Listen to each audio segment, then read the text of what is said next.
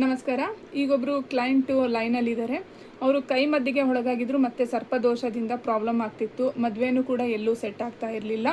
So ಈ ಒಂದು ಸಮಸ್ಯೆಯಿಂದ ಅವರು ಹೊರಗಡೆ ಬಂದ ಮೇಲೆ ಎಷ್ಟು ಹ್ಯಾಪಿ ಆಗಿದ್ದಾರೆ ಅಂತೇಳಿ ನಾವು ಅವರ ಒಂದು ಅನುಭವದ ಮುಖಾಂತರವಾಗಿ ಕೇಳಿ ತಿಳ್ಕೊಳ್ಳೋಣ. Hello, hello. ಹೇಗಿದೆಯಾ? ಹಾ, ತುಂಬಾ ಚೆನ್ನಾಗಿದ್ದೀನಿ. ಸ್ವಲ್ಪ ಜೋರ ಮಾತಾಡು. ಹಾ, ಹೇಳು ನಿನ್ನ ಎಕ್ಸ್ಪೀರಿಯನ್ಸ್ ಎಲ್ಲ. ನನಗೆ 2 years ಮುಂಚೆ ಮದ್ವಿಡಿ ಆಗಿತ್ತು. ನಮ್ಮ ರಿಲೇಷನ್ ಅವರಿಂದನೇ. ಅವಾಗ ತುಂಬಾ ಕಷ್ಟ ಆಗ್ತಾ ಇತ್ತು. ತುಂಬಾ ಮಾನಸಿಕ ಹಿಂಸೆ, ಏನೋ ಜೀವನದಲ್ಲಿ ಇಂಟ್ರೆಸ್ಟ್ ಇಲ್ದಿರೋ ತರ ಆಗ್ತಾ ಇತ್ತು. ಆಮೇಲೆ ಮದುವವ್ರನ್ನ ಕನ್ಸಲ್ಟ್ ಮಾಡಿದೆ.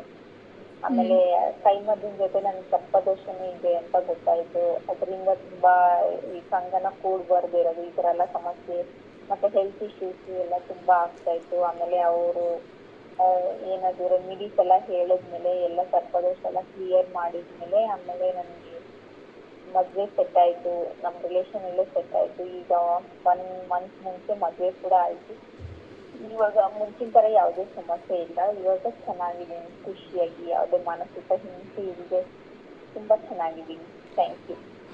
ಓಕೆ, ಮದ್ದಿಡಿ ಈಗ ಆಗಿತ್ತಲ್ವಾ, ನಿನಗೆ ಯಾವ ಥರ ಸಮಸ್ಯೆ ಆಗ್ತಾಯಿತ್ತು ಟ್ರೀಟ್ಮೆಂಟ್ ತೆಗೆದುಕೊಳ್ಳೋಕ್ಕಿಂತ ಮುಂಚೆ?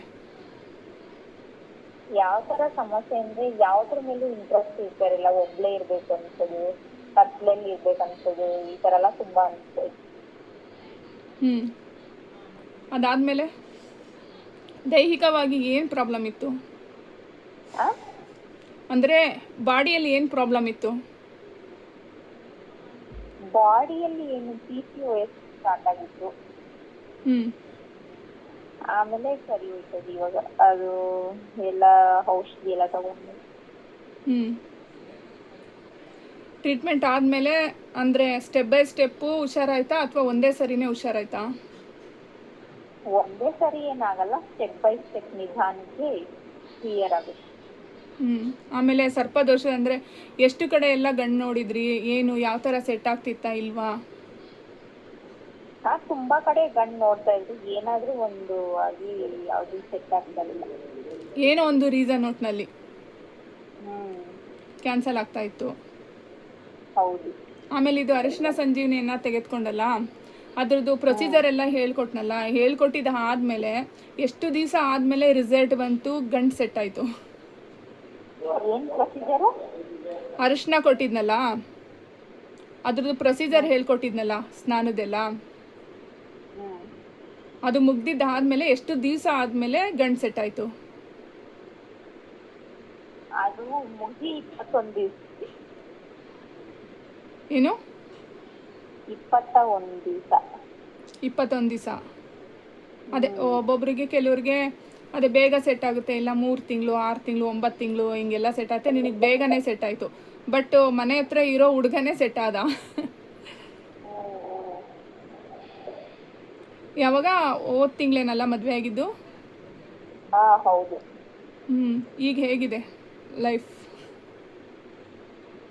ಚೆನ್ನಾಗಿದೆ. ಒಟ್ಟು ಆರಾಮ್ ಅನ್ನಿಸ್ತಿದೆ ಇವಾಗ?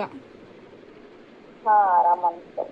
ನಿನ್ನ ಕನಸೆಲ್ಲ ಫುಲ್ಫಿಲ್ ಆಯಿತು. ಇದೊಂದು 2 ಇತ್ತು, ಏನದು ಕೈಮದ್ದಿಂದ ಪ್ರಾಬ್ಲಮ್ ಇತ್ತು, ಮತ್ತು ಮದುವೆದೊಂದು ಆಗ್ತಾ ಇರಲಿಲ್ಲ.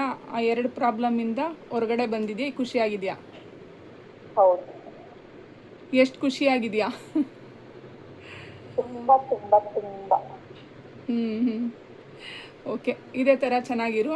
ನಮ್ಮ ಕಡೆಯಿಂದನೂ ಕೂಡ ಶುಭ ಹಾರೈಸ್ತೀವಿ. ಓಕೆ. ನಿಮ್ಮ ಕಡೆಯಿಂದ ಶುಭ ಹಾರೈಸಿದ್ರೆ ನಾನು ಚೆನ್ನಾಗಿ ಹೌದಾ?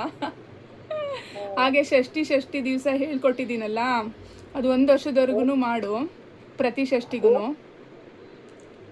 ಷಷ್ಠಿ ದಿವಸ ನಾನು ಕೆಲವು ಮಂತ್ರ ಹೇಳ್ಕೊಟ್ಟಿದ್ದು, ಪೂಜೆದು ಹೇಳ್ಕೊಟ್ಟಿದ್ದೀನಲ್ಲ, ಅದನ್ನು ತಪ್ಪದಲ್ಲೇ ಮಾಡು. ಸರಿನಾ? Okay okay. Thank you. Okay, thank you.